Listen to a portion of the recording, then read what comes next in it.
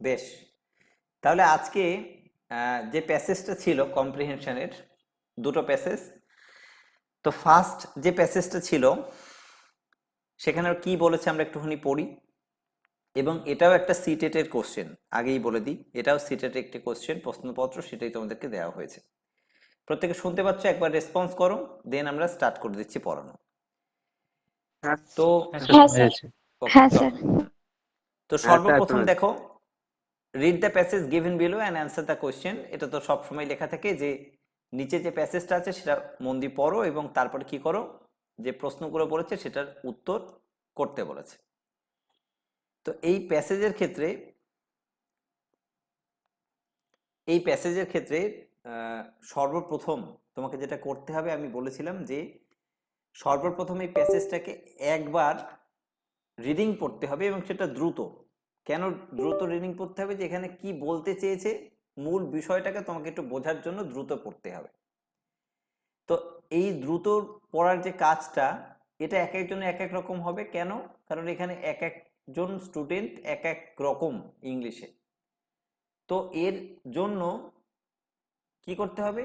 এর জন্য সর্বপ্রথম তোমাকে প্র্যাকটিস করতে হবে। যে যত বেশি প্র্যাকটিস করবে সে তত ভালো কম্প্রিহেনশন পারবে। এটাই হচ্ছে গিয়ে এর লজিক, অন্য কোনো ম্যাজিক এখানে নেই। আর কি করতে হবে? যদি আরো ভালো করতে চাও প্যাসেজ, তাহলে তার সঙ্গে সঙ্গে একটা করে ইংরেজির পেপার বা ইংলিশ পেপার কিনবে সোমবার করে। মোস্ট প্রবাবলি ইংলিশ পেপারের দাম খুব কম থাকে, ইংলিশ পেপারও কিনতে পারো, অথবা যদি কেউ গল্পের বই পড়তে ভালোবাসো, গল্পের বইও কিনতে পারো ইংলিশের।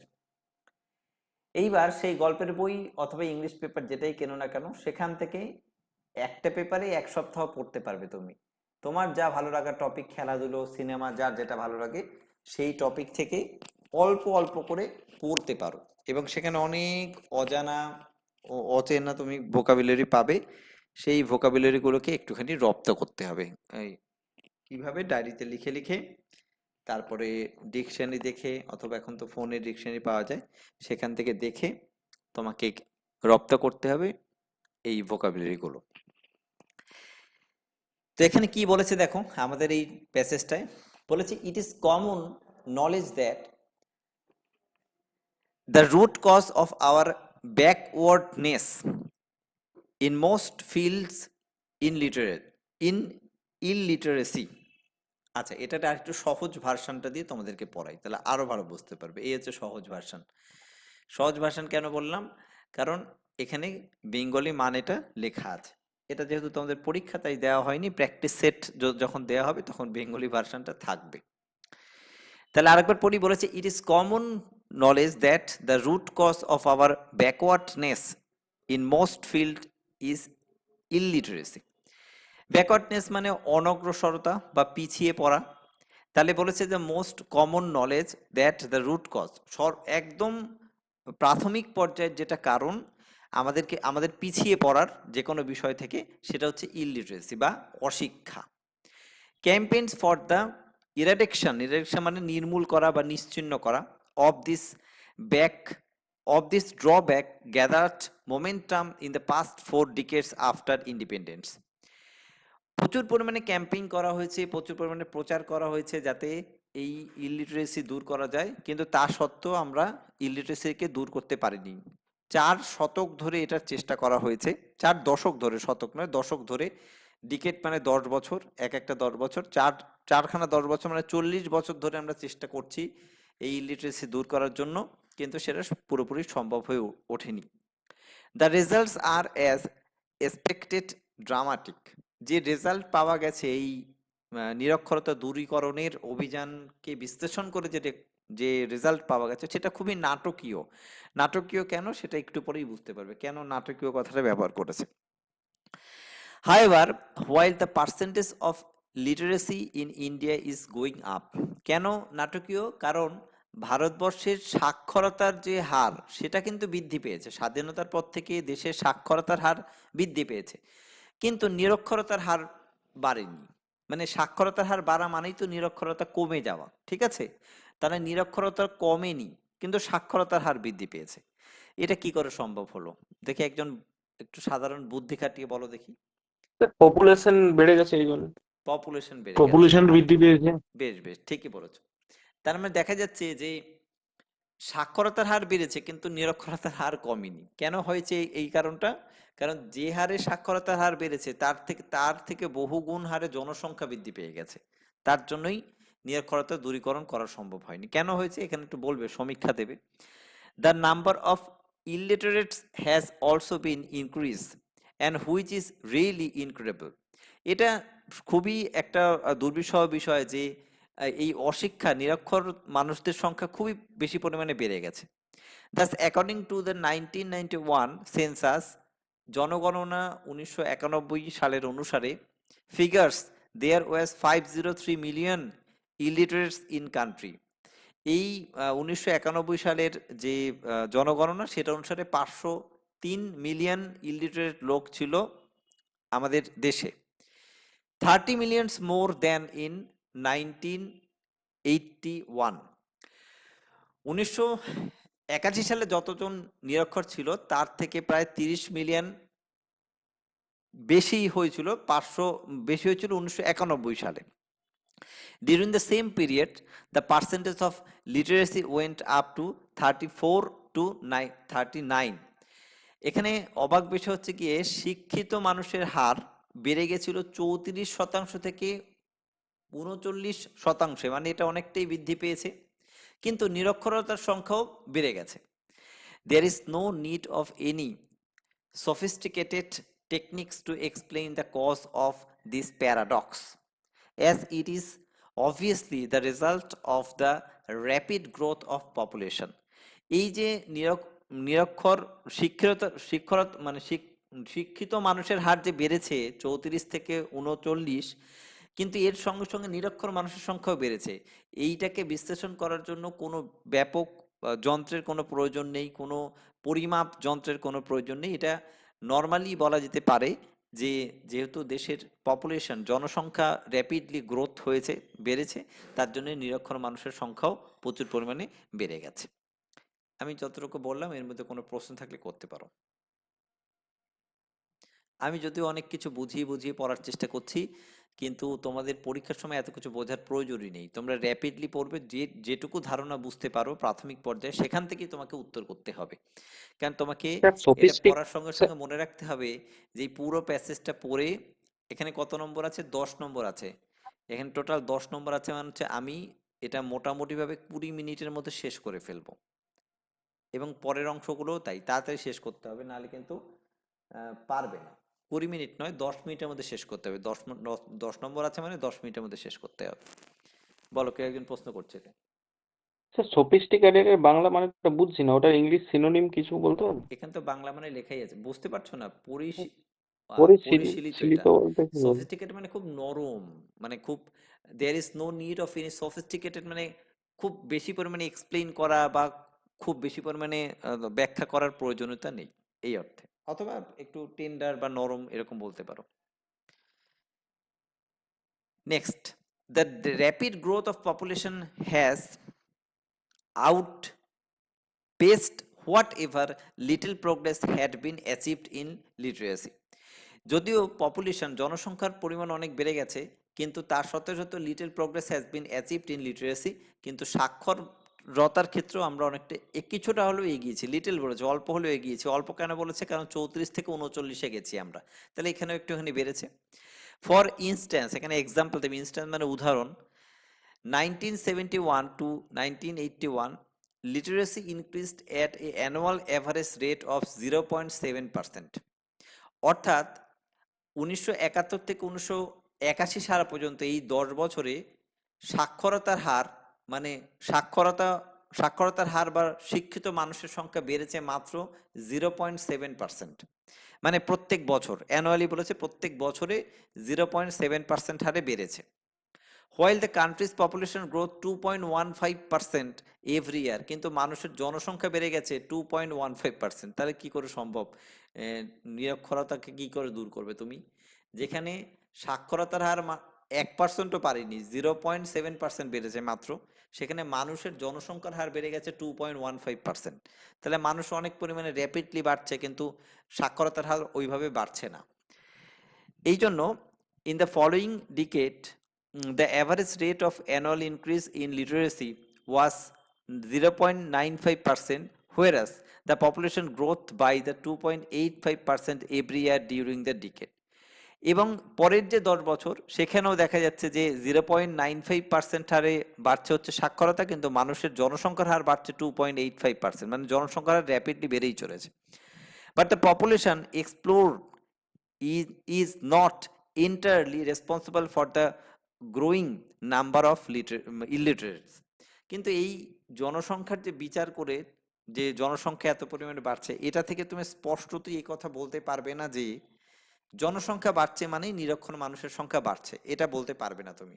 কারণ জনসংখ্যা বাড়ছে, কিন্তু সেই জনসংখ্যাকে সাক্ষর করার যে দায়িত্ব সরকারের বলো বা কিছু আইনগত যে দায়িত্ব বলো বা স্টেট গভর্নমেন্টের বলো বা সেন্ট্রাল গভর্নমেন্টের বলো, তারাও failure.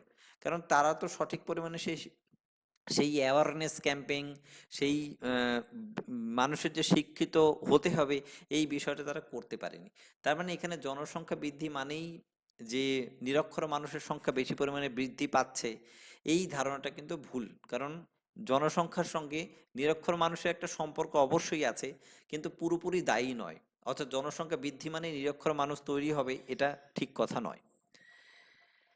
The apply of most states is failing to tackle the problem of adult illiteracy is also partly to blame. বেশিরভাগ স্টেট গভর্নমেন্টই বয়স্ক যে শিক্ষা, বয়স্কদের সাক্ষরতার যে অভিযান, সেটাকে সঠিকভাবে ইমপ্লিমেন্ট করতে ব্যর্থ হয়েছে। Till now they have shown little awareness of the magnitude of the problem. বর্তমান সময়ে এখনো পর্যন্ত বেশিরভাগ স্টেট গভর্নমেন্ট অনেক সেন্ট্রাল গভর্নমেন্টের সহযোগিতা পায় বা টাকা পয়সা পায়, কিন্তু তাদের মধ্যে বয়স্কদের শিক্ষার ক্ষেত্রে বা নিরক্ষর দূরীকরণের যে অভিযান, সেটার ক্ষেত্রে তাদের খুব বেশি পরিমাণে ইন্টারেস্ট দেখা যায়নি, বা তাদের মধ্যে কোনো তেমন বেশি ব্যাপক পরিমাণে অ্যাওয়ারনেস দেখা যায়নি, যার মাধ্যমে তারা নিরক্ষরতা দূরীকরণ করতে পারে। এটার মধ্যে কোনো প্রবলেম মানে কোনো প্রশ্ন থাকলে বলো। বুঝতে পারছো? সত্যজিৎ মাহাতো, রেক্সোনা খাতুন, বোঝা যাচ্ছে?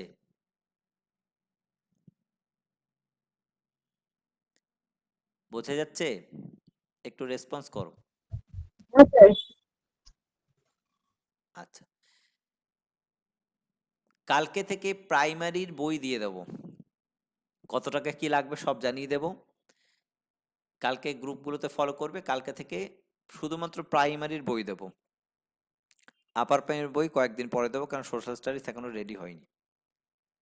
কালকে থেকে প্রাইমারির বই দেওয়া শুরু, বই পেয়ে গেলে অসুবিধা হবে না তোমাদের। আচ্ছা, বইয়ের সঙ্গে আর একটা কথা বলে দিই, বইয়ের সঙ্গে একটা কথা বলে দিতে হবে, সেটা হচ্ছে বই তখনই পাবে যখন আমাদের যেটা কোর্স ফিস আছে সেটা কিন্তু তোমাদেরকে ফুললি পেইড করে দিতে হবে। এবার তোমরা ভাবছো যে স্যার এটা কি বললো, এটা একবারে লজিক দিয়ে বোঝার চেষ্টা করো। আমরা তো একটা ব্যাচ চালাই, আমাদের এর আগের যে প্রিভিয়াস ঘটনা সেটা খুব একটা ভালো নয়। এখানে অনেক স্টুডেন্ট আছে, বা স্টুডেন্ট না, অনেক ইনস্টিটিউশনও আছে আমাদের কাছে ভর্তি হয়েছিল মানে অ্যাজ এ স্টুডেন্ট হিসাবে, শুধুমাত্র বইটা নেওয়ার জন্য, তারা পড়তে আসেনি। তো প্রথম বই নেওয়ার পরে তাদেরকে আর খুঁজে পাওয়া যায়নি, মানে মান্থলি ফিস দেওয়া তো দূরের কথা, তাদেরকে আর পাওয়া যায়নি।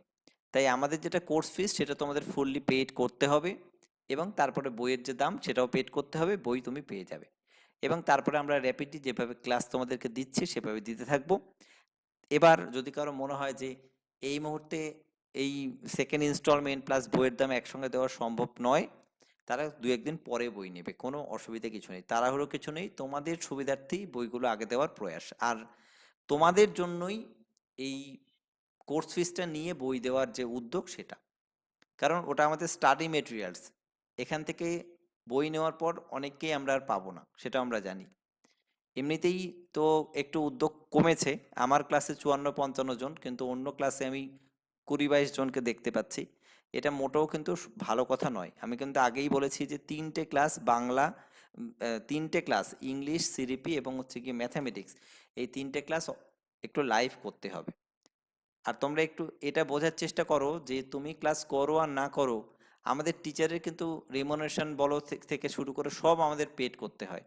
তাহলে ক্লাসের আয়োজন তো তোমাদের জন্য, তোমরাই যদি ক্লাস না করো তাহলে আমরাই তো ফেলিওর হয়ে পড়বো। তোমরা ক্লাস করবে, দু চারটে প্রশ্ন করবে, পড়াতে গিয়ে দু একটা সমস্যা আসতেই পারে, তার সমাধান তো আমি আছি। তো আমার তোমাদের কাছে এটুকুই বলার, একটু লাইভ ক্লাসটা অন্তত ভালো করে করো, যতটা সম্ভব লাইভ ক্লাস মিস করার চেষ্টা করো না। আমাদের ইনস্টিটিউশনে এটাই বৈশিষ্ট্য, আমরা লাইভ ক্লাসের উপরেই জোর দিই সর্বদা।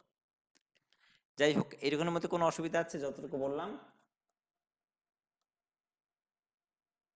নেই, না তাই স্যার। তো? আর স্যার না। আমাদেরকে কি প্রাইমারি আপার দুটোই বই নিতে হবে? আপার প্রাইমারি শুধুমাত্র সোশ্যাল স্টাডিজের একটা বই পাবে, বাকি বই প্রাইমারির সঙ্গে আচ্ছা কমন বই। আচ্ছা। স্যার, আমি যদি এখন ইংলিশটা আর বাংলাটা নেই আর পরে তোমারই লস হচ্ছে হবে, কারণ সোশ্যাল। আমরা তো কুরিয়ারে পাঠাবো, কুরিয়ার সার্ভিস ডবল ডবল তোমার লাগবে। কি ওই, বলুন তো, আমার না ফোনে দেখে পিডিএফ দেখে পড়তে একটু আমি অসুবিধাই জানি, হয়। সেই জন্যই বইয়ের আমি প্রপোজালটা তোমাদেরকে দিলাম। কিন্তু দুটো বই নিলে আমরা পাঠিয়ে দিতে হয়তো পারবো, অসুবিধা হবে না, কিন্তু ওই যে কুরিয়ার সার্ভিস ডবল ডবল যাবে। স্যার সায়েন্সের বইটা কি পড়ে দেবেন? হ্যাঁ, সায়েন্সের বইটা পড়ে দেবো। সায়েন্সের বইটা, সায়েন্সের স্যারকে 10 দিন সময় দেওয়া হয়েছে, 10 দিন পরে উনি আমাদেরকে স্টাডি ম্যাট দেবেন, তারপরে বই পাবো। সায়েন্সের তো জেনারেল সায়েন্স। হ্যাঁ স্যার, জেনারেল সায়েন্স। আর বলছি স্যার, সেকেন্ড ইনস্টলমেন্ট প্লাস বইয়ের দামটা পেড করতে হবে, তাই তো? হ্যাঁ, বই নেওয়ার জন্য। আমরা কিন্তু সেকেন্ড ইনস্টলমেন্টের জন্য তোমাদেরকে আচ্ছা। জোর দিচ্ছি না যে দিতেই হবে কালকেই, এরকম বলছি না কিন্তু। এটা বই দেওয়ার স্বার্থে আমাদেরকে এটা করতে হচ্ছে, কারণ আমাদের প্রিভিয়াস এক্সপিরিয়েন্স স্যার একদমই ভালো নয়, বিশ্বাস করো। এটা আমরা করতাম না, আগে বই পাঠিয়ে দিতাম, কিন্তু আমরা বহু ক্ষেত্রে দেখেছি যে বইটার জন্যই যেন তারা আসে। এমনও ঘটনা ঘটেছে যে কোনো ইনস্টিটিউশন স্টুডেন্ট সেজে ভর্তি হয়েছে, শুধু বইটাই নিয়েছে, এমন অনেক ঘটনাই ঘটেছে এর আগে। যাই হোক, আহ, তোমরা তোমাদের কাছ থেকে তোমাদের বলছি দায়িত্ব স্যার পালন কত করবে, লাগবে আমি আমার বইয়ে আমার দায়িত্ব পালন সোশ্যাল করবো। স্টাডিজ হুম, সোশ্যাল স্টাডিজ কত লাগবে? সোশ্যাল স্টাডিজ কত লাগবে? টোটাল ওটা রেডি টোটাল হয়নি, কত বইটা রেডি লাগবে? হলে আমি সব জানিয়ে দেবো। সোশ্যাল স্টাডিজ বইটা রেডি হয়নি, তো এখন কত লাগবে ওই কালকে ইয়ার জন্য, জানিয়ে দেবো। বাকি ইয়ার জন্য? শুধু প্রাইমারি বই দেবো, কালকে জানিয়ে দেবো, ঠিক আছে? আর আপার প্রাইমারিটা পড়ে যাবে, হ্যাঁ, পড়ে একদম তাই, দেবেন বলে না? দিয়েছি আমি, আপার প্রাইমারি পরে আসি। পরে মানে খুব পরে না, যত দ্রুত সম্ভব আমি দিয়ে দেবো। শুধু সোশ্যাল স্টাডিজটা রেডি হয়নি, তাই রেডি হলেই দিয়ে দেবো। দেখো, যত অব্দি বলেছি তারপর থেকে আবার মন দিয়ে শোনো। মাঝখানে একটু বই নিয়ে বক বক হলো, আবার শোনো কি বলেছে। Moreover, follow-up measures to prevent neo-literature for the replacing into the literacy are just as important as the initial adult literacy campaign. বলেছে যে কোনো মানুষ যারা ধরো একবার মানে শিক্ষিত হয়েছিল মানে তাকে কিছুটা শিক্ষা গ্রহণ করানো গেছিল, সেই মানুষটা কিন্তু নিরক্ষর মানুষে পরিণত হতে পারে। মানে এখান থেকে একটু অন্যরকম ভাবে বলছে, মানে ড্রপ আউট স্টুডেন্টদের কথা বলছে মূলত। মানে ধরো কোন একটা ছাত্রকে তুমি 8 অবধি পড়িয়েছো, পড়ানোর পর সেই ছাত্র কি করেছে, তোমার স্কুল থেকে চলে গেছে বা কোনো কাজে অনেক, এটা তো জানোই নিশ্চয়ই যে ড্রপ আউট এটাকেই বলি, যে যারা পড়াটাকে কন্টিনিউ করেনি। এবং এখানে নিয়ম অনুসারে সেই স্টুডেন্টটা কেন পড়ছে না, কেন স্কুলে আসছে না, এই জন্য শিক্ষক ছাত্র বন্ধু মানে শিক্ষক নিয়োগ করা হয়েছিল, শিক্ষকদের বাড়িতে বাড়িতে পাঠানোর ব্যবস্থা আছে, শনিবার করে প্যারা টিচারদের বাড়ি বাড়ি গিয়ে খোঁজ নেওয়ার ব্যবস্থা আছে, এরকম অনেক ব্যবস্থাই আছে। কিন্তু প্রবলেমটা হচ্ছে কোথায় দেখো সেই সমস্ত ব্যবস্থাকে বাস্তবায়িত হতে কি খুব বেশি দেখা যায় না। এই কারণেই তো স্কুল ছোট স্টুডেন্টের সংখ্যা বা অ্যাডাল্ট এডুকেশন যে ক্যাম্পেনিং হচ্ছে না, এটা এই কারণেই হচ্ছে। অর্থাৎ বলতে চাইছি যে যে সমস্ত ছাত্রছাত্রীরা আগে পড়াশোনা করেছিল তারাও যেমন নিরক্ষর মানুষে পরিণত হচ্ছে পড়াশোনা ছেড়ে দিয়ে, আবার অ্যাডাল্ট যারা তাদেরকে শিক্ষিত করার কোনো প্রয়াসও তেমনভাবে দেখা যাচ্ছে না। In this case too, the state education authorities are negligent, অর্থাৎ রাজ্য সরকার এই বিষয়ে বেশি পরিমাণে নেগলেক্ট করে। Not sufficient provision has been made for the continued education, শিক্ষাকে চালিয়ে যাওয়ার জন্য কোনো ধরনের তেমন বড় পদক্ষেপ গ্রহণ করতে দেখা যায়নি। This can be done by the setting up more rural libraries. এবার লাস্টের লাইনটা সমাধানের কথা বলবে যে কি করে এই আমরা নিরক্ষরতা থেকে একটু হলেও সমাধানের পথে যেতে পারি। সেটা হচ্ছে অনেক অনেক পরিমাণে কি করতে হবে, লাইব্রেরি স্থাপন করতে হবে কোথায়, গ্রাম অঞ্চলে। অ্যাডাল্ট স্কুল, বয়স্কদের শিক্ষার জন্য গ্রামীণ অঞ্চলে অ্যাডাল্ট স্কুল করার দরকার আছে। এটা করা হয়েছিল এক সময়। দেখবে তোমরা যখন চাকরি পেয়ে যাবে তখন অনেক স্কুলে এখনো পর্যন্ত অ্যাডাল্ট এডুকেশন করার জন্য আলাদা ঘর আছে, সেখানে কিছু পড়ানোর জিনিসপত্র ইত্যাদি রয়েছে। তো একটা সময় স্কুলে শনি রোববার করে এই অ্যাডাল্ট এডুকেশন বা বিকেলবেলা করে এই শিক্ষাটা কিন্তু চলতো। তার জন্য শিক্ষকও নিয়োগ করা হয়েছিল পার্ট টাইমে এদেরকে শিক্ষা দেওয়ার জন্য, কিন্তু সেগুলো করা হয়েছিল, এখন আর সেই উদ্যোগগুলো দেখা যায় না। এবং তারপরে করেসপন্ডেন্স কোর্স ডিস্টেন্স এডুকেশনের পড়াশুনো বা অন্যরকমভাবে হাতে কলমে শিক্ষার মাধ্যমে পড়াশুনো, এই ধরনের নানা ধরনের পড়াশুনোর ব্যবস্থাও কিন্তু করা যেতে পারে। কেন? এই নিরক্ষরতাকে দূরীকরণ করার জন্য। এবার বলো, এই মুক্ত যতগুলো বিদ্যালয় বললাম, ছিল যে স্যার, হ্যাঁ বলো আরেকবার। বলছিলাম তো মুক্ত বিদ্যালয় ছিল তো স্যার, মুক্ত বিদ্যালয় তো এখনো আছে, বড়রা সেটা পড়তে তো যেত। মুক্ত বিদ্যালয় তো এখনো আছে, সেটা নয়, এখনো আমি তো ওখানে আর পড়াশোনা আর হয় না স্যার। আমি তো ওটাই বলছি। মুক্ত বিদ্যালয় বলো বা কিছু স্কুলে, প্রাইমারি স্কুলে তোমরা যে চাকরি পেয়ে যাওয়ার পরে দেখবে কিছু স্কুলে সেট আপ আছে, মানে এখনো অবধি সেই বয়স্কদের যে পড়ানোর ব্যবস্থা করা হয়েছিল একটা সময়, সেই সেট আপটা এখনো আছে, কিন্তু পড়ানো আর হয় না। আমাদের এখানে ছিল স্যার, কিন্তু আজ থেকে 7-8 বছর হয়ে গেল উঠে গেছে।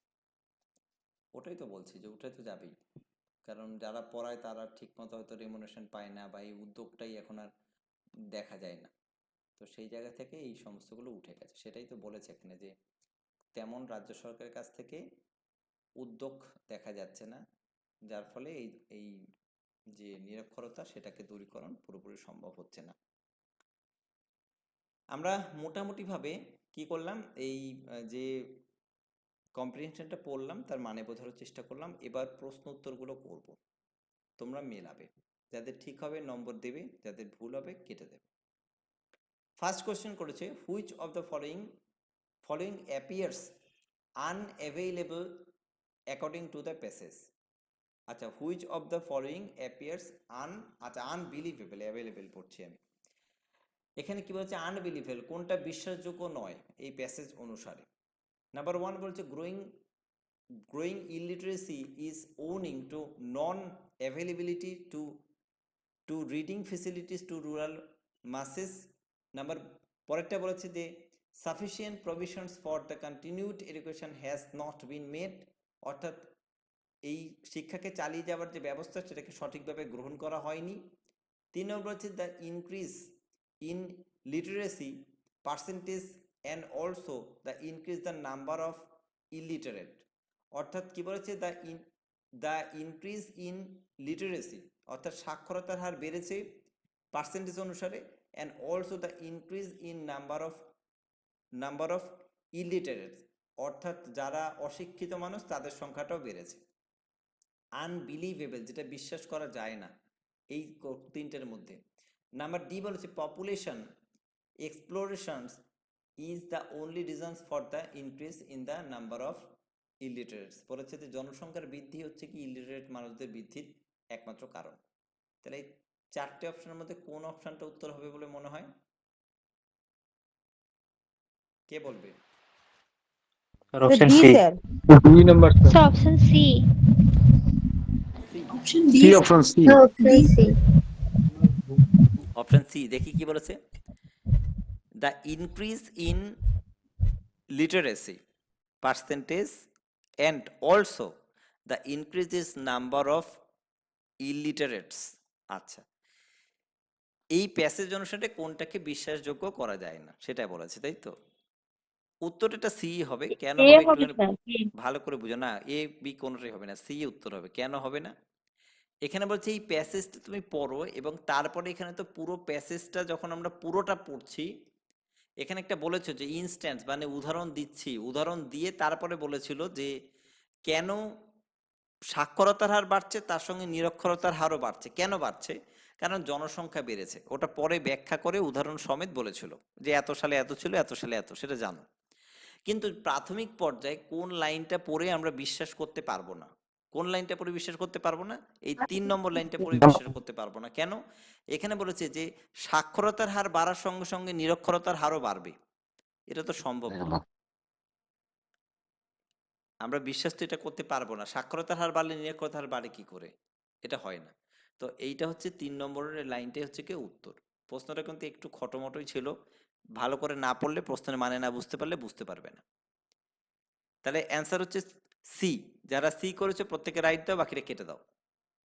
নেক্সট কোশ্চেন করেছে, the term neo literate as used in the passage refer to persons who. Neo literate এই কথাটার মানে কাদেরকে বুঝিয়েছে?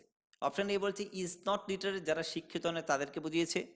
Has newly become a literate, যারা নতুনভাবে শিক্ষিত হয়েছে তাদেরকে বুঝিয়েছে। সি বলেছে ইজ আ লিটল লিটারেট, যারা অল্প শিক্ষিত হয়েছে তাদেরকে বুঝিয়েছে। ডি বলেছে is a literate with no school education, এমন একজনকে বুঝিয়েছে যে যে শিক্ষিত কিন্তু যার কোনো স্কুলের শিক্ষা নেই।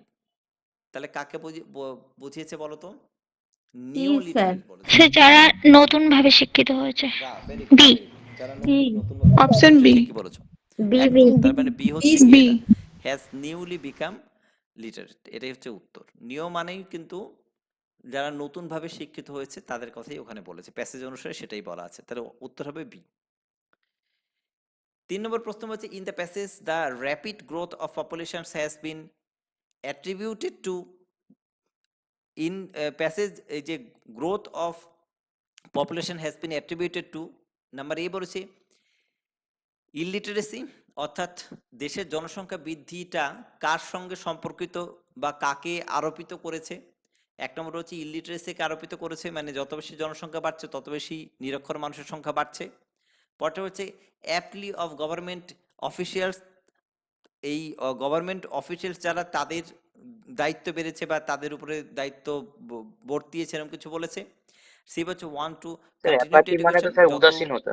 বেশি পরিমাণে পপুলেশন বাড়ছে তত কি হচ্ছে, শিক্ষাটাকেও ধারাবাহিকভাবে প্রবাহিত করতে হচ্ছে। আর ডি বলছে নান অফ দিস, কোনোটাই না। কোনটা হবে? স্যার ই। এ হবে স্যার। ই। পপুলেশন বাড়ছে মানে না স্যার, স্যার অপশন বি হবে। স্যার আচ্ছা, স্যার তাহলে অপশন এখানে ডি স্যার, কি করতে হবে? ডি। যে বলেছে স্যার ডি এখানে সে একটাও বুঝে হবে না নাও। স্যার। আচ্ছা, যে এ বলেছে সে বুঝে নাও। ওখানে স্পষ্ট করেই বলেছে যে জনসংখ্যা বৃদ্ধি মানেই অশিক্ষা বৃদ্ধি নয়। ঠিক আছে, তার মানে এটা তো হচ্ছে না, প্রথম এটাই ভুল। পরটা বলছে জনসংখ্যা বৃদ্ধি মানেই গভর্নমেন্টের যে অফিসিয়াল দায়িত্ব বা অ্যাপ্লি অফ গভর্নমেন্ট অফিসিয়ালস, এটাও হবে না। Want of sir D continued উত্তর হবে এডুকেশন, তাহলে। অর্থাৎ জনসংখ্যা বৃদ্ধি মানেই সেটাকে এডুকেশনটাকে কন্টিনিউ রাখা, এরকম। এটা কিছুটা হলেও হতে পারে, কিন্তু এটাকেও আমরা পুরোপুরি গ্রহণ করতে পারছি না। কারণ এখানে জনসংখ্যা বৃদ্ধি কাকে আরোপিত করেছে, প্রশ্নটা এটা বলেছে। অ্যাট্রিবিউশন মানে কি? কারো প্রতি আরোপিত করা বা কিছু বলা বা বর্তানো। তাহলে এখানে অ্যাকচুয়ালি কোনোটার কথাই কিন্তু বলেনি। তাহলে কোনোটা যদি না হয় তাহলে উত্তর কোনটা হতে পারে? ডি হবে sir. D. Option D. None of this হবে। তার মানে ডি হবে। এটা মাথায় রেখো, সবসময় যে উত্তর একেবারে উত্তর মধ্যে থাকবে এটা নয়, কখনো কখনো নান অফ দিস উত্তর হতে পারে, যে সেখানে কোনোটাই আমার উত্তরে আর পাচ্ছি না। তাহলে নাম্বার 3 নম্বর প্রশ্নের উত্তর হচ্ছে গিয়ে নান অফ দিস, মানে ডি। পরের কোশ্চেনটা কিন্তু কঠিন আছে, একটু মন দিয়ে বোঝো। Which of the following statements is not true in the context of passage, কোনটা সত্যি নয়? প্রশ্ন কিন্তু এই এবিসি 3টে বলেছে, এর মধ্যে কোনটা সত্যি নয়? হতে পারে যে 1 নম্বরটা সত্যি নয়, হতে পারে এক মানে এ আর বি সত্যি নয়, হতে পারে এবিসি কোনটাই সত্যি নয়। এবার এই 3টের মধ্যে যেটা সত্যি নয় সেই লাইনটাকেই তোমাকে খুঁজে বের করতে হবে, ঠিক আছে? এই ধরনের প্রশ্ন কিন্তু একটু মন দিয়ে পড়বে, এগুলো কিন্তু করা একটু কঠিন আছে। হ্যাঁ, 4 নম্বর প্রশ্ন।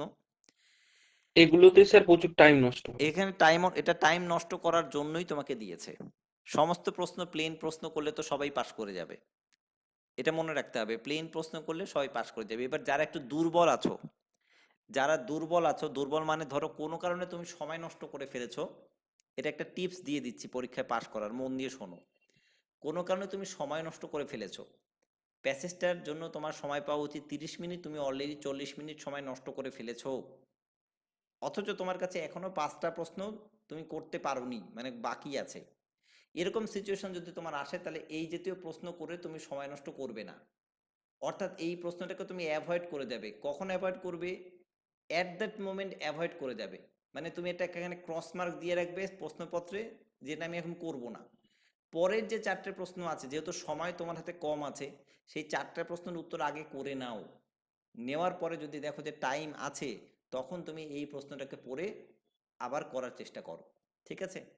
অর্থাৎ যখন দেখবে হাতে সময় কম আছে, তখন দুর্বোধ্য যে প্রশ্ন করলে তোমার সময় নষ্ট আরও বেশি হবে, এবং তুমি একটা ক্রিটিক্যাল সিচুয়েশনে পড়ে গেছো যে পরীক্ষায় অন্য অন্য প্রশ্ন উত্তর করতে হবে, তখন যে কোনো কম্পিটিটিভ এক্সামে এটা হচ্ছে একটা বুদ্ধিদীপ্ত সিদ্ধান্ত যে আমি এখন এটার উত্তর করব না, পরে করব। অঙ্কের ক্ষেত্রেও তাই প্রযোজ্য। অঙ্কের ক্ষেত্রে অনেক অঙ্ক খুব সহজ থাকে, অনেক অঙ্ক খুব লেন্দি থাকে, অনেক পড়তে হয়, তখন ওটাকে অ্যাভয়েড করে যেতে হয় অ্যাট দ্যাট মোমেন্টের জন্য, ওই মুহূর্তের জন্য। যদি সেটা না করো, তাহলে তুমি টেট টেট কেন, যে কোনো পরীক্ষায় ফেল করে যাবে। কেন? কারণ তুমি এটার পিছনে এতটাই সময় নষ্ট করবে যে পরের প্রশ্নগুলো সবকটাই ভুল করবে।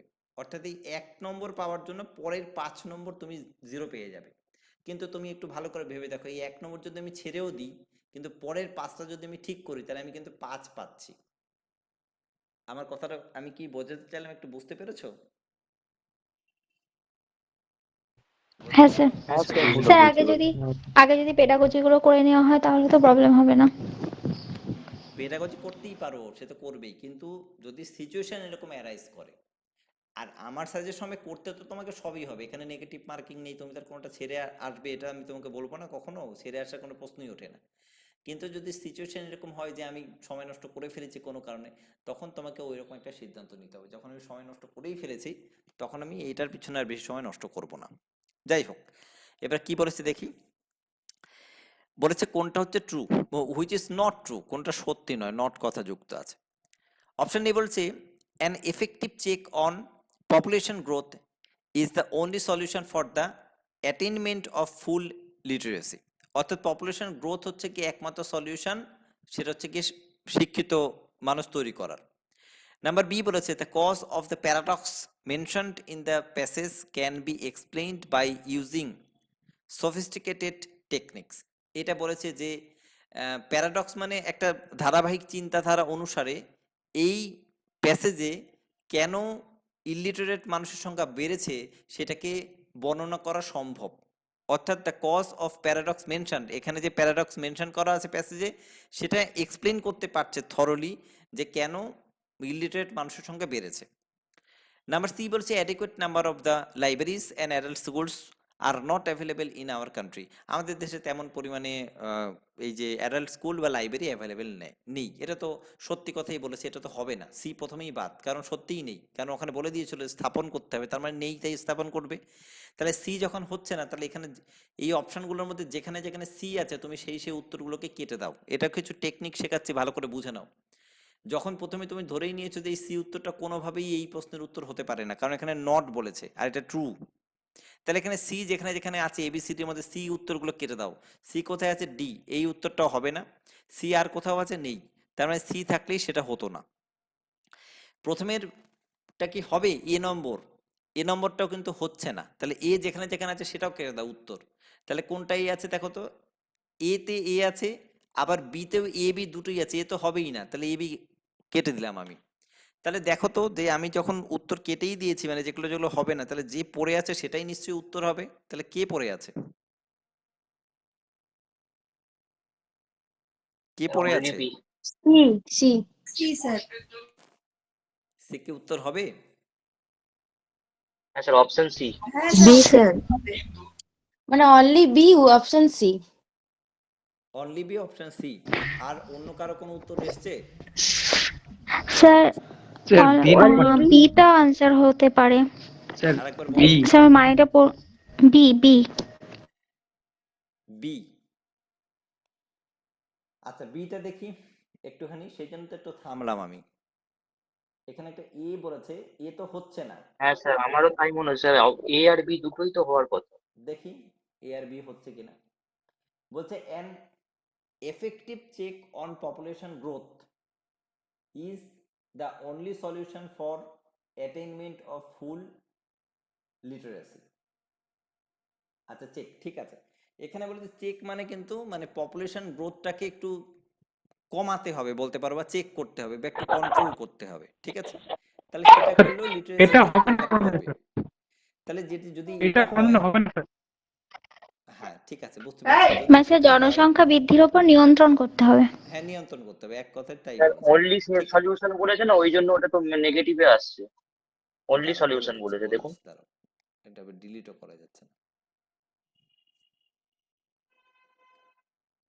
আচ্ছা দেখো, যদি এটা হয় তাহলে আমি যদি এটাকে ধরি যে এটা এও হবে, এখানে নট ট্রু বলছে, সত্যি কথা নয় বলেছে, কিন্তু এটা তো সত্যি।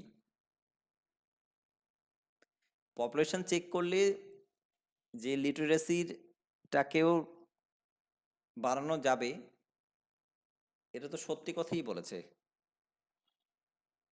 হ্যাঁ তাহলে স্যার, কিন্তু অপশন এ তে যেমন বলছে only solution for attainment of full literacy, ওই হুম, অনলিটা বলেছে বলে আমার মনে হচ্ছে স্যার ওটা নেগেটিভে, ঠিক বলেছো, নেগেটিভ হচ্ছে। একদম ঠিক। এখানে অনলি কথাটা আছে, এই জন্যই এই কথাটাকে আমরা কি ধরছি, এটাকেও নট ট্রু ধরছি। তার মানে এটাকেও আমরা নেব উত্তর হিসাবে, তার মানে এটাকেও নেব, আবার বিটাকেও নেব। তাহলে শুধুমাত্র এ উত্তর হবে না, বি উত্তর হবে না, উত্তর হবে কিন্তু তাহলে আমাদের বি অপশনটা, যেখানে এ এবং বি দুটোকেই নট বলা আছে, সেটাই কিন্তু উত্তর হবে। ঠিক বললাম এবার? হ্যাঁ স্যার। হ্যাঁ স্যার। এই হচ্ছে হ্যাঁ উত্তর। স্যার। এটা কিন্তু বেশ জটিল প্রশ্ন দিয়েছে, বোঝা গেল? বেশ স্যার ঘুরিয়ে ফিরিয়ে পরীক্ষায় দিলে প্রশ্ন একদম করেছে, ভুল যেত। বেশ ঘুরিয়ে ফিরিয়ে প্রশ্ন করা হয়েছে। তাহলে ওই যে স্যার উত্তর হচ্ছে নোটটা কি দেওয়া আছে না? চারেরটা বি, এ বি দুটোই উত্তর, ঠিক আছে। নেক্সট, অনেক সময় চলে যাচ্ছে, তাড়াতাড়ি দেখো।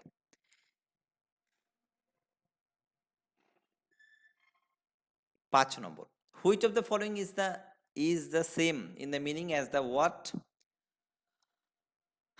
আউট পেস্ট, এর যে সিনোনিম সেটা জানতে চেয়েছে, কোনটা হবে উত্তর, কে বলবে? সারপাস্ট হবে। স্যার ফার্স্টেরটা। ফার্স্টেরটা এ, সারপাস্ট কথার মানে কি? স্যার, যেটা মানে অতিরিক্ত হয়ে যাচ্ছে অতিক্রম সেরকম। বা হ্যাঁ মানে সারপ্লাসের সিনোনিম যেটা আর কি। আচ্ছা, আউটপাস্টের এখানে বাংলাটা লিখে দিইনি।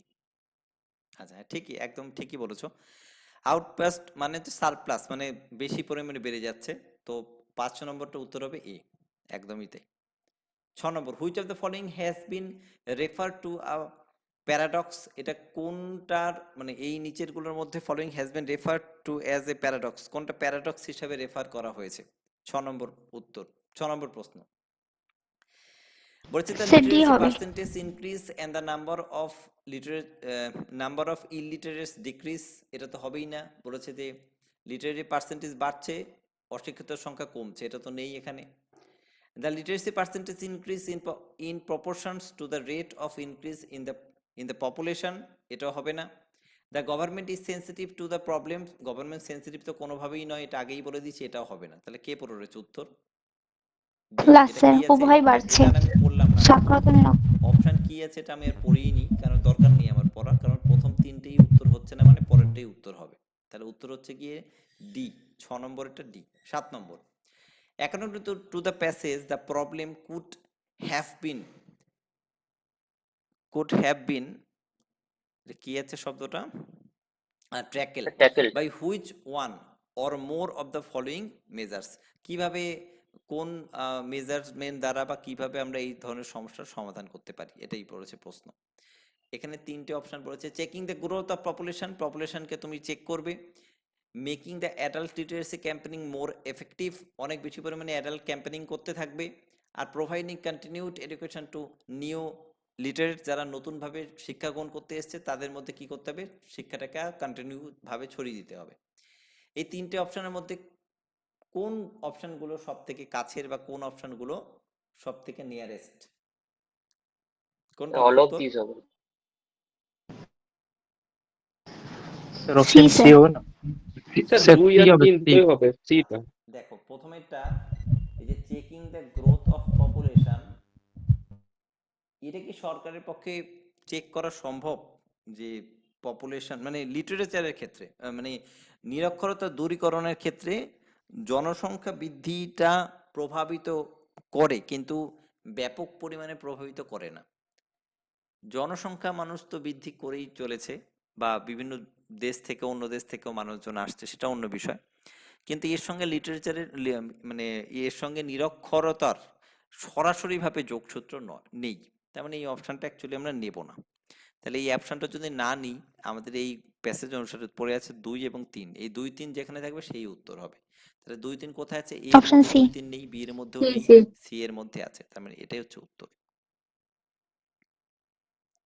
8, which of the following is an important of literacy campaigning? কোনটার জন্য লিটারেসি ক্যাম্পেইনিং এর ক্ষেত্রে গুরুত্বপূর্ণ? 8 নম্বর বলেছে checking the rapid growth of population.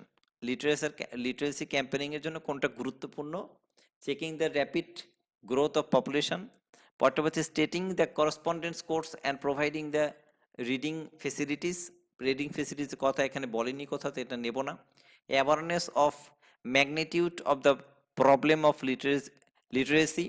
পরটা হচ্ছে making sufficient provision for the continued education. কোনটা হবে? স্যার ডি হবে, ডি হবে না? এ হবে স্যার। কেন? স্যার এ মনে হচ্ছে স্যার এ। স্যার ওই যে স্যার ওই র্যাপিড গ্রোথ আছে না, হ্যাঁ, স্যার এই র্যাপিড গ্রো এই পপুলেশন। এই এই প্যাসেজ অনুসারে আমাদের এ উত্তর নিতে হবে, এ উত্তর হবে। ঠিক আছে, পরের উত্তরগুলো দেখো প্যাসেজ অনুসারে নয়। এখানে বলে দিয়েছিল যে কন্টিনিউড এডুকেশন করতে হবে, কিন্তু সেটা সাফিসিয়েন্ট প্রোভাইড করার কথা বলা হয়েছে, সেটা লাস্টের দিকে এর সলিউশন হিসেবে বলা হয়েছে, কিন্তু সেটা এই প্যাসেজের সঙ্গে সম্পর্কিত অতটা নয়। সেই জন্য আমরা উত্তর নিচ্ছি প্রথমেরটাই, যেহেতু এখানে পপুলেশন মানে এই প্যাসেজের মূল বিষয়বস্তু কি? মূল বিষয়বস্তু কিন্তু পপুলেশনকে নিয়ে বলা হয়েছে, তাই জন্য এত ডেটাবেস দিয়েছে, কোন সালে কি ছিল, কোথায় কি ছিল ইত্যাদি। তাই আমাদের মূল যে ফোকাস থাকবে সেটার উপরে বেস করে কিন্তু আমরা উত্তর করবো, এটা একটু মনে রাখবে। কারণ প্রত্যেকটা প্রশ্ন এখানে বলে দিয়েছে যে, প্রত্যেকটা প্রশ্নের ক্ষেত্রেই বলেছে যে এই যে প্যাসেজটা দেওয়া হয়েছে অ্যাকর্ডিং টু দ্য প্যাসেজ কি উত্তর হয় সেটা লেখো বা সেটা বলো। এটা কিন্তু একটু বারবার তোমাদের মাথায় রাখতে হবে, according to the passage. Next বলছে eradications has used in the passage means, এই কথাটার মানে কি? ইরাডিকশনস কথাটার মানে কিন্তু আমি বোধহয় লিখে দিয়েছিলাম, প্যাসেজের মধ্যে রয়েছে এখানে। দূরীকরণ করা, রিমুভাল। স্যার রিমুভ করা, রিমুভ। এই যে এখানে নির্মূল করা, এই যে রিমুভাল ইরাডিকশন হবে কথা স্যার। রয়েছে, এই যে নির্মূল করা। তাহলে দেখি ওই অপশনগুলোর মধ্যে কোনটার মানে হচ্ছে গিয়ে রিমুভ করা, স্যার এ কোনটা আছে, হবে? এ আছে। এ হবে। স্যার এ হবে। হ্যাঁ, 9 এর এ। 10 নাম্বার 10, 10টা প্রশ্ন আছে, 10 নম্বরে ছিল। বলেছে which of the following is true in the context of passage. এখানে কিন্তু ট্রু বলেছে, আগেরটা বলেছিল নট ট্রু। কোনটা সত্যি দেখি একটু। Continued education programs are now adequately funded. অর্থাৎ বর্তমানে কন্টিনিউ এডুকেশনের জন্য সঠিক পরিমাণে টাকা পয়সা পাওয়া যাচ্ছে। All the state government have now fully realise the problem of literacy. প্রত্যেকেই সাক্ষরতার প্রয়োজনীয়তা অনুভব করেছে, প্রত্যেক রাজ্য সরকার। Literacy campaigning in the pre independent periods were more fruitful. Pre independent মানে স্বাধীনতার আগে নাকি লিটারেচারের সম্পর্কে অনেক বেশি মানে ফ্রুটফুল ছিল বিষয়টা। এগুলো কোনোটাই উত্তর হবে না, একটাও হবে না। তাহলে যেটা পড়ে থাকবে সেটাই উত্তর, ট্রু। দেখি কি আছে, বলছে literacy campaign achieve desired result in the post independent. বলছে হ্যাঁ, আমাদের সাক্ষরতার পরিমাণ স্বাধীনতার পর থেকে একটু হলেও বেড়েছে। এখানে বলে দিয়েছিল 34 থেকে 39 হয়েছে, তার মানে একটু হলেও ডিজায়ার মানে একটু হলেও বেড়েছে, যতটুকু আশা করা হয়েছিল ততটা না বাড়লেও কিছুটা বেড়েছে। তাই উত্তর হচ্ছে কি ডি। এই 10-এর মধ্যে কি কত পেয়েছো একটুখানি লিখে জানাও, কমেন্ট করো। স্যার পুরো 10। বাহ, ভেরি গুড। বাকিটা স্যার 6। আরো পেতে হবে। স্যার 10। স্যার 7। 7, 8, 9 যারা পেয়েছো খুব ভালো নম্বরই পেয়েছো, আর 10-এ 10 পেয়েছো যারা, তারা তো খুবই ভালো পেয়েছো। তো এরকম ভাবে একটুখানি মানে কি বলবো, ভালো করে করতে হবে। আমরা পরের প্যাসেজটা তো যাব, কারণ প্যাসেজ যেহেতু অনেকটা সময় লাগবে, এরপরে আরো 15টা প্রশ্ন আছে, যদিও সেই প্রশ্নের উত্তর তোমাদের জানা বাকি 15টা প্রশ্নের, তা সত্ত্বেও একবার বলে তো দিতে হবে।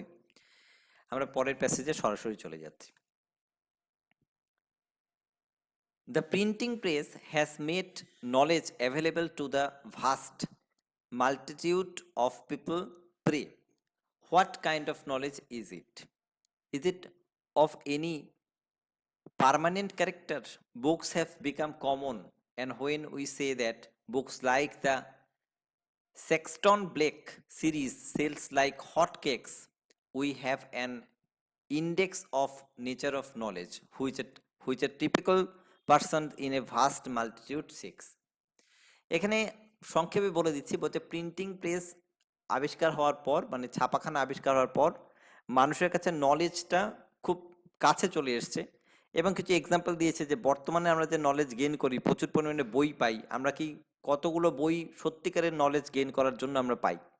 কিছু বুক যেমন সেক্সটন ব্লেকের যে সিরিজ বুক, সেগুলো হট কেকের মতো বিক্রি হয়ে গেছে, কিন্তু তা সত্ত্বেও আমরা কতটা নলেজ গেইন করতে পেরেছি বা করি সেইটা নিয়ে এবারে এক্সাম্পল দেবে। বলছে let me tell you of an incident that took place in America a few years ago. কিছু বছর আগে আমেরিকার একটা ঘটনা তোমাদেরকে খুলে বলি। An American publisher printed a million copies of works of Charles Dickens in the hope that he could easily sell them on the name of author.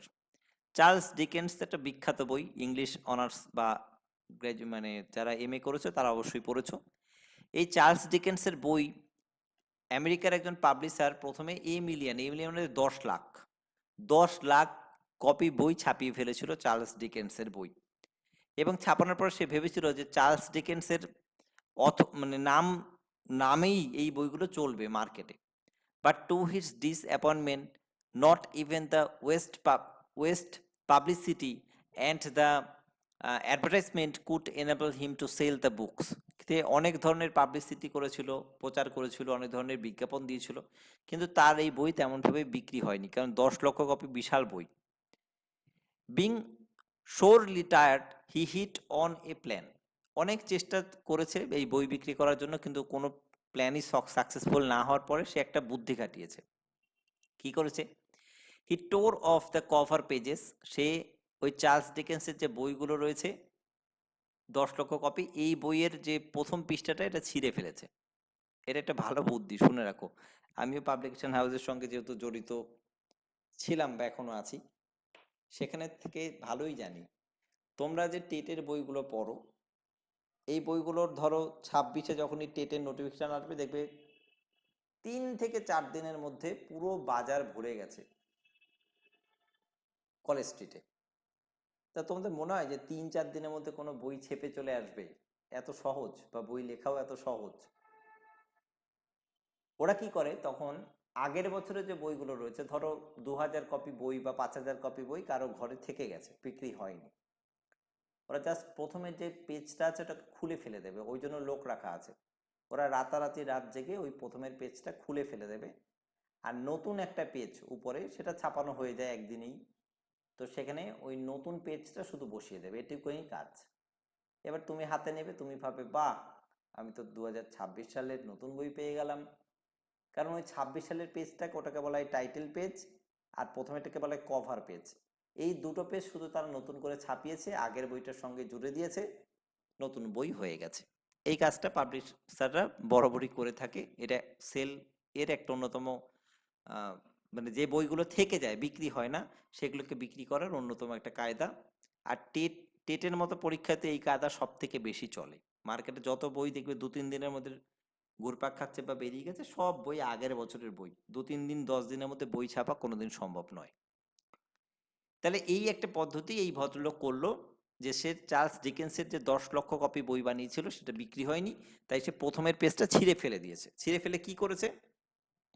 হি টোর of the cover page and substituted cover containing the sensational laugh heading for the title and again advertised the new books. বা তিনি কি করেছেন, প্রথমে Charles ডিকেন্সের বইয়ের প্রথম cover পৃষ্ঠাটা ছিঁড়ে ফেলে দিয়েছেন, এবং সেখানে কিছু সেন্সেশনাল মানে প্রেম সম্পর্কিত এমন কিছু লাইন দিয়ে একটা বইয়ের নামটা লিখেছে যেটা মানুষকে আকৃষ্ট করে। অর্থাৎ এমন একটা নাম যে যেটা মানুষকে আকৃষ্ট করে, এবং যার মধ্যে একটা গোপনীয় বিষয় আছে, মানে মানুষের মধ্যে আগ্রহ তৈরি হচ্ছে যে এর মধ্যে কি প্রেম বা কি বিষয় বলেছে ইত্যাদি, এরকম একটা আগ্রহ কারী কোন একটা নাম তিনি দিয়েছেন, কিন্তু বইটা সেম, বইয়ের মেটেরিয়ালসটাও সেম, বইয়ের গল্পটাও সেমই আছে, শুধু নামটা আগে ছিল চার্লস ডিকেন্স, সেটা চেঞ্জ করে উনি অন্য একটা নাম দিয়ে দিয়েছেন।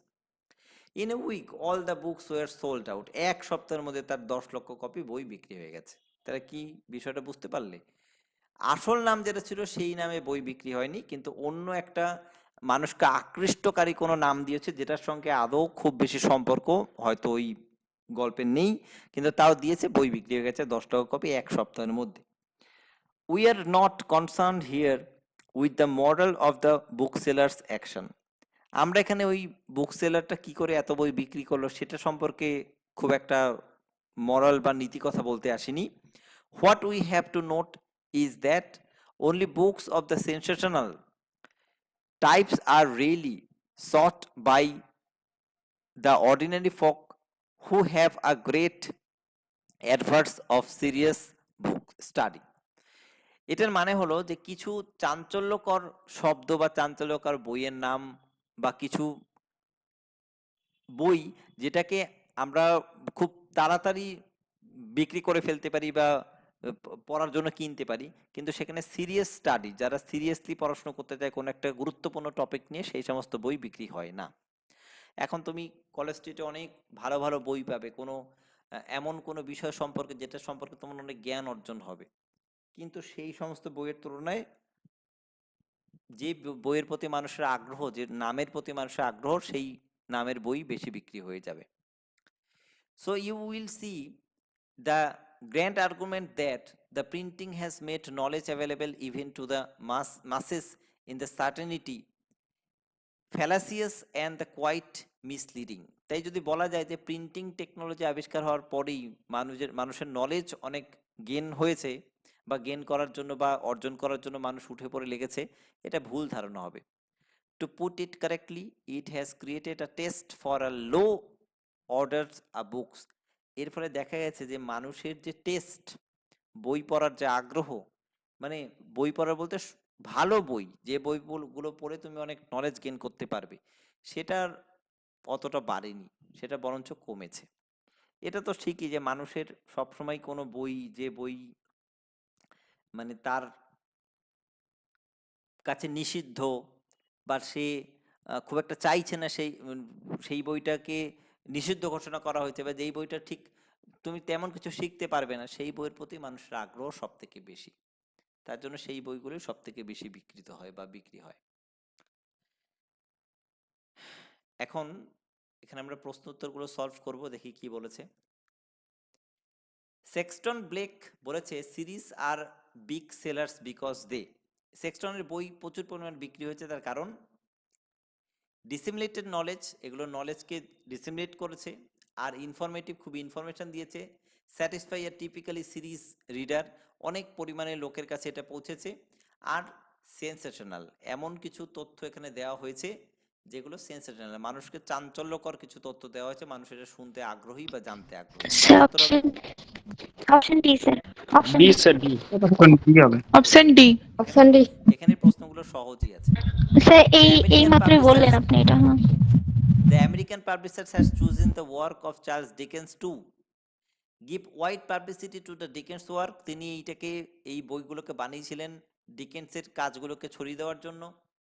Offer the readers what best he could, সে রিডারের কাছে ভালো বই তৈরি করেছিলেন, এবং বলেছে কাউন্টার দ্য ট্রাস্ট এবং make money easily, make money sir সহজে অর্থ উপার্জন, make money easy. Option D. Charles Dickens, make তাহলে মানি option ইজি। D হবে। চার্লস না। ডিকেন্সের এই বইটাকে নিয়েছিলেন কেন? অনেক তাড়াতাড়ি টাকা উপার্জন করার জন্য, কারণ 10 লক্ষ বই ছাপানো তো মুখের কথা না, তিনি টাকা উপার্জন করতে চেয়েছিলেন। প্রথম পদ্ধতি তার ফেলিওর হয়েছিল, কিন্তু সেকেন্ড পদ্ধতি একেবারে ঠিকঠাক কাজে লেগেছিল, এক সপ্তাহের মধ্যে 10 লক্ষ বই বিক্রি হয়ে গেছিল। পরের point, what is the main contentions of passage, এই যে প্যাসেজটা আছে এর মূল উদ্দেশ্য কি, কি বলতে চাইছে এখানে? নাম্বার 1 বলছে to stress the popularity of the printing press, printing প্রেসের পপুলারিটি সম্পর্কে জোর দেওয়া হয়েছে। নাম্বার বি বলছে to point out the disappointment of the series readers, যারা সিরিজ পড়াশোনা করে তাদের হতাশাকেই তুলে ধরা হয়েছে, পয়েন্ট আউট করা হয়েছে। To shed light on the moral of the পাবলিশার্সদের আসল যে উদ্দেশ্য সেটাকে সম্পর্কে এখানে বলা হয়েছে। আর to bring out the impact of the printing press, খারাপ দিকগুলো প্রিন্টিং পেজে তুলে ধরা হয়েছে। কোনটা? Option C. অপশন সি হবে, হ্যাঁ অবশ্যই। সি হবে স্যার। এখানে সি হবে স্যার, হচ্ছে সি। যে পাবলিশাররা সবথেকে সেই বই ছাপবে যেই বই তারা লাভ করতে পারবে। তারা বিশাল কিছু ভালো বই, সেই বইগুলো ছাপতে চায় না, জানে যে কজন কিনবে, তেমন কেউ কিনবে না। আমি এমনও অনেক মানুষকে দেখেছি পাবলিকেশন হাউসে গিয়ে বা সেখানে যেহেতু জড়িত ছিলাম সরাসরি, কোনো মানুষ তার নিজস্ব একটা বই লিখেছে, সেটা পাবলিশ করার জন্য শুধু হাতে মানে পায়ে ধরতে বাকি রেখেছে, তাও পাবলিশাররা ছাপায়নি। লাস্ট অব্দি বলে যে ঠিক আছে ছাপাবো, আপনি আপনার ব্যক্তিগত টাকা খরচ করুন তাহলে ছাপাবো।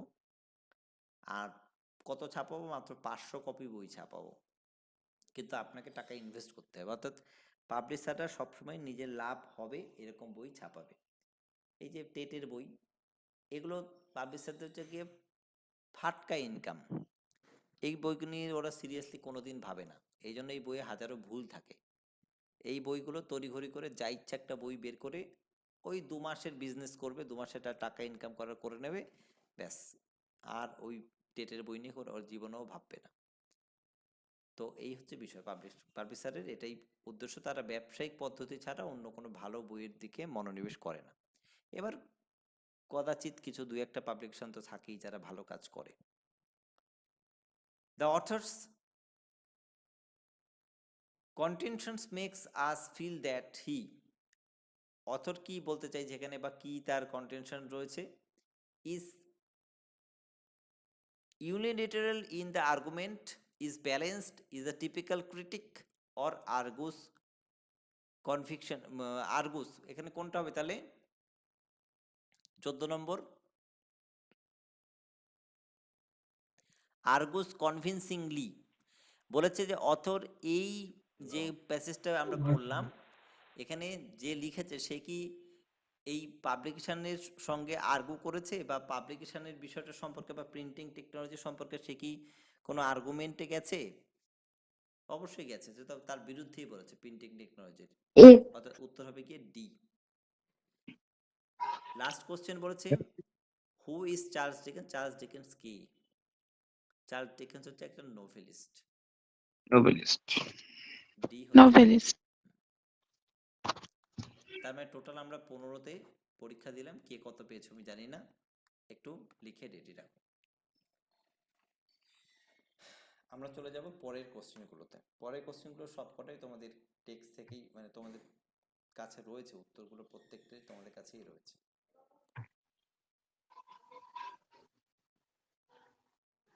এগুলো একটু ফটাফট উত্তর বলবে। A teacher is explaining a new concept in the class, which Shreya knows the meaning of the difficult words and concept. She also understands the concept without any difficulty. She is good in. কোনটা হবে উত্তর? Cognitive Cognitive ability. Option B, sir. ঠিক আছে। Option B. According to the Vygotsky, which learning is a child or adult takes place due to, কোনটা হবে? Social C. interaction. Option C. C. The children suffers from a lack of self-esteem when they are, যখন তারা option B. আত্মবিশ্বাসে তারা অতটা পারদর্শী B. হয় না। কোনটা Not হবে? able Sir, to B হবে, not able express to. the feeling. Sir, option B. Option D তো নান অফ অ্যাবভ। কোনটা উত্তর হবে? Sir, option B. Option B. B, sir, Option B. B. একদম তাই। Not able to express their feeling throughout words and language. Next, the term second language refers to, কোনটাকে বোঝায়? Other than the native. Other than the native. Option C, sir. Other than the native, ঠিক আছে।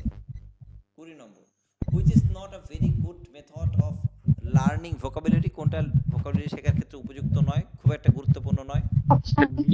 Option D, sir. Option D. D. Question number 21, but the student recommends reading for the latest best saying is very interesting, you listen, trying to make out whether the student's observation is silence or not. This type of listening can be described. এই ধরনের শোনাকে কি ধরনের শোনা বলে? Listening কোন ধরনের sir option listening? Critical. Sir critical option A A sir. Critical listening. 22 students learning language often lack confidence when speaking due to the language's unique pronunciation rules. One way to overcome this problem, এই ধরনের problem solve করার কি method রয়েছে? 22 sir Option option B. B sir option B option B.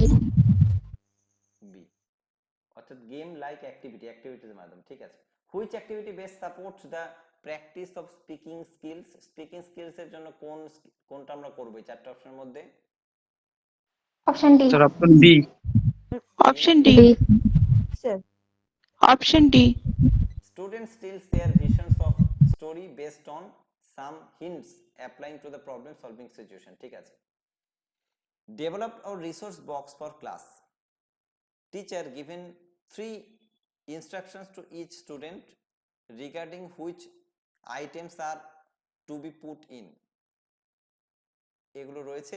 এবার বলেছে যে প্রশ্ন করছে students follow instruction the activities, এই যে কাজটা হলো এটাকে কি কাজ বলা হয়? Option A. Sir option option A A করেছে। Yes, sir. Learning to speak in a second language does not involve, second language শেখার ক্ষেত্রে কোনটার ইনভলভমেন্ট নেই? Theoretical knowledge of Theoretical knowledge of a language. বলেছো, একদম তাই। নয়েস, এটা আগেও পড়ানো হতো, নয়েস ইজ দ্য ক্লাসরুম, এটা কোনটাকে ডেসক্রাইব করবে? Option D. Option D. Option D. D, constructivism. Constructivity error of learners often indicate, এররটা কি বোঝায়? How they learn. How they learn. তারা কিভাবে শিখছে? One basic prerequisite for the language development is exposure of language. 28 Option A. Shormishta, a teacher of very young students, insists on handwriting. She is in the helping develop. সে এটা তো জানো, motor skill motor Motor skill. Motor skill. মোটো। হাতে সে লেখার উপরে জোর দিচ্ছে, লেখা মানেই মোটর স্কিলস এর উপর জোর দিচ্ছে। Rini believes in personalised learning, this means she things, Rini believe করে যে প্রত্যেকটা স্টুডেন্ট আলাদা, সে কিসে বিশ্বাস করে তাহলে? B option D. Option D. Option D Every learner is unique and needs to be. given opportunities to develop to their best abilities. প্রত্যেকটা স্টুডেন্টই হচ্ছে কি আলাদা আলাদা, তাদের আলাদা আলাদা এবিলিটির জন্য তাদের কি করতে হবে, শেখার পদ্ধতি তো আলাদা। এবার এই 30-এর মধ্যে কি কত পেয়েছো লিখে জানাবে। আর আমি তোমাদেরকে আরেকটা ওয়েমার শিট দেব, এই যে দেখতে পাচ্ছ এখানে একটা ওয়েমার শিট স্ক্রিনে, এখানে 30টা উত্তর করার জায়গা আছে, যদিও এখানে আবার গোলগুলো আসেনি তারা তো।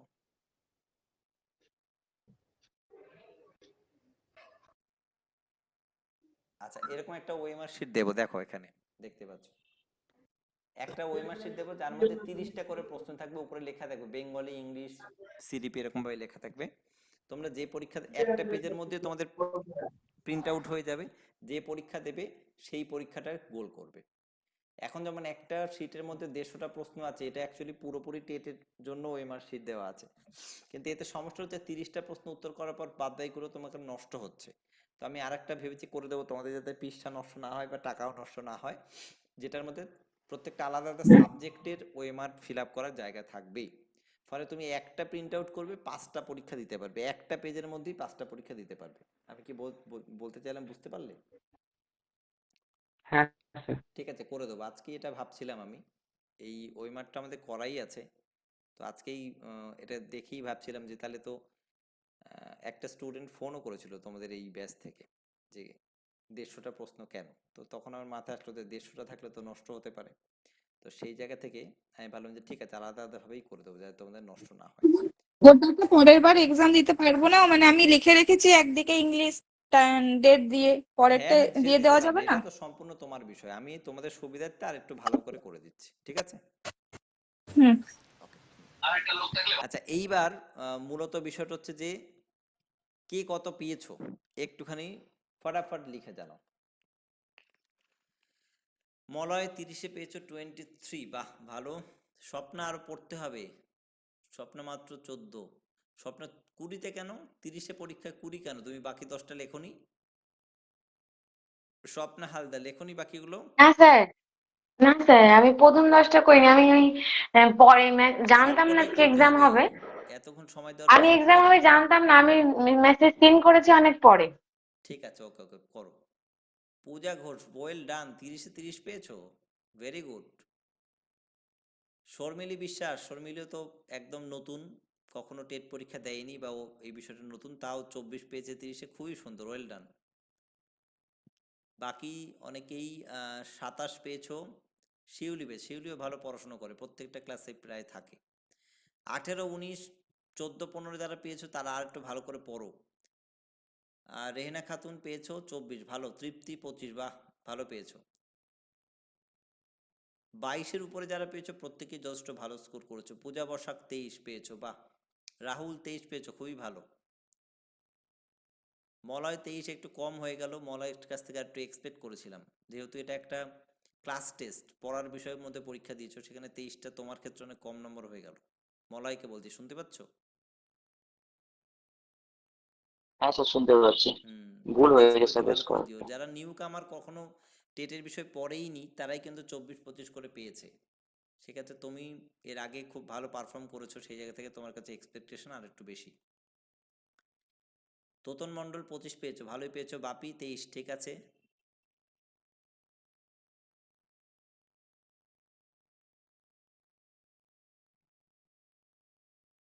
বাহ, ঠিক আছে। স্যার ফার্স্ট কম্প্রিহেনশনটাতেই আমার 3 নাম্বার 4 নাম্বার চলে গেছে। ওটা একটু মানে একই বিষয়, ওভারঅল আমরা দেখব, স্যার সেই একটা জায়গা থেকে কোশ্চেন একটু আমার ভালো ডাউটও করে আছে করতে হবে। ওখানে, ওই যে কন্টিনিউটা ওটা বুঝলাম না আমি ঠিক, ওটা তো কন্টিনিউটাও আমার মনে হচ্ছে ওইখানে ছিল প্যাসেজের মধ্যে, তো বুঝতে পারিনি ওইটা। আচ্ছা, দেখে নিও আর একবার, পড়ে নিও প্যাসেজটা। এখন তো খুব তাড়াহুড়ো করে পড়েছো। আর আরেকটু অসুবিধাও আছে, সেটা হলো যে প্যাসেজের ক্ষেত্রে একটা অসুবিধা আছে। প্যাসেজের ক্ষেত্রে যখন স্যার আমরা ফোনে যখন করছি না পেপার পাবো, কোশ্চেনটা পেপার দেখছি আবার মানে হাতে কোশ্চেন পাবো, তখন প্যাসেজটা পড়া যতটা সহজ, আর মোবাইল থেকে পড়াটা অতটা সহজ নয়। কারণ মোবাইলে কি হয়, লাইনগুলো স্কিপ হয়ে স্যার যায়, ফোন আমি ভালো থেকে করেই খুব জানি। চাপ হয়। হ্যাঁ জানি, আমি সবই জানি, তোমাদের কি অসুবিধা হবে ওটা আমি অ্যাজ এ স্টুডেন্ট হিসেবে স্যার যখন স্যার ফোনের নিজে অনুভব টাইমটা বেশি করে লাগছে, কারণ নিয়েছি। একবার মেসেজে যাচ্ছি একবার কোশ্চেনে আসছি, এমনি করেই তো স্ক্রোল করে করে টাইমটা চলে যাচ্ছে। সময় যাচ্ছে, জানি সেটা আমি। তবে সিটেটের যখন পরীক্ষাটা ওই অনলাইনে হতো, তখন এই একই পদ্ধতি অবলম্বন করতে হতো, এটা একটু অসুবিধা। কম্প্রিহেনশনটা প্যাসেজে মানে কি বলবো, এমনি মোবাইলে পড়াটা একটু অসুবিধা। এটা একটা সলিউশন বলে দিচ্ছি। অনলাইনে পরীক্ষা দিলে যা পেয়েছো পেয়েছো, এগুলো তো প্রিন্ট আউট করবে পরে। এই যে পরীক্ষা যেগুলো নেব সেগুলো প্রিন্ট আউট করে নিতে হবে, কারণ এগুলো তো আর বইয়ের মধ্যে থাকবে না। পরীক্ষাগুলো তো আমরা যে বই তোমার বাড়িতে পাঠাবো সেখানে তো আর থাকবে না। তো পরীক্ষাটা যখন প্রিন্ট আউট করবে তখন ফ্রেশভাবে আরেকবার পরীক্ষা দেবে, অর্থাৎ ডবল পরীক্ষা দেবে। সেকেন্ড বার যে পরীক্ষা দিচ্ছ সেখানে দেখো যে তুমি 30-এ 30 বা 30-এ 29 বা 28 পাচ্ছ কি না, তোমার অ্যাকুরেসি লেভেল কোন জায়গায় যাচ্ছে। প্রথম পরীক্ষাটা আননোন ভাবে দিচ্ছ, না জেনে দিচ্ছ, পরের পরীক্ষাটা জেনে দিচ্ছ, জেনে বুঝেই পরীক্ষা দিচ্ছ, উত্তর তুমি সবই জেনে গেছো, ওটা তোমার একটা প্র্যাকটিস হয়ে যাচ্ছে। এবং এটা কিন্তু অত্যন্ত উপকারী একটা মেথড বললাম। দ্বিতীয়বার পরীক্ষা দিয়ে যদি 30-এ 30 তুমি পাও, তাহলে তুমি মনে করবে যে আগে যে বোঝানো হয়েছিল সব কটা তোমার মনে আছে এবং তোমার রিভিশন হয়ে গেল।